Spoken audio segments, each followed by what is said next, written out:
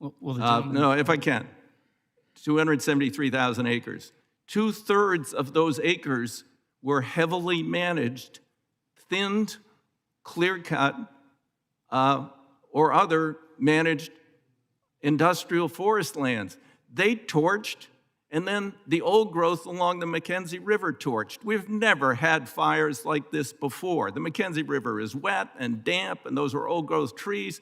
You know, no one was ever saying, gee, let's go cut down all the old growth trees lining the Mackenzie River.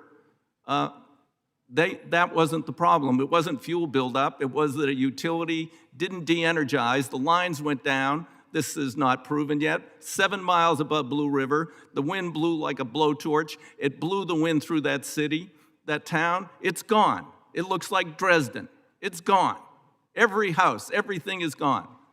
Luckily, the high school was outside of town. Survivors gathered there. The firefighters valiantly kept them alive overnight till they could be rescued the next day. And the sheriff and the firefighters led caravans down the single road, single highway, getting out of that town.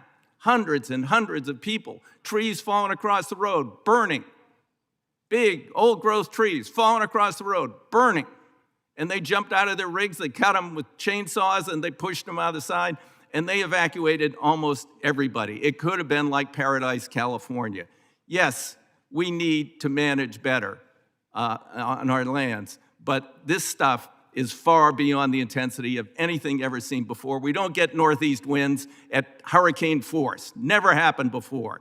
We don't have 6% humidity in Oregon. Never happened before. We used to get snowpack every winter that wet the fuels. Doesn't happen anymore.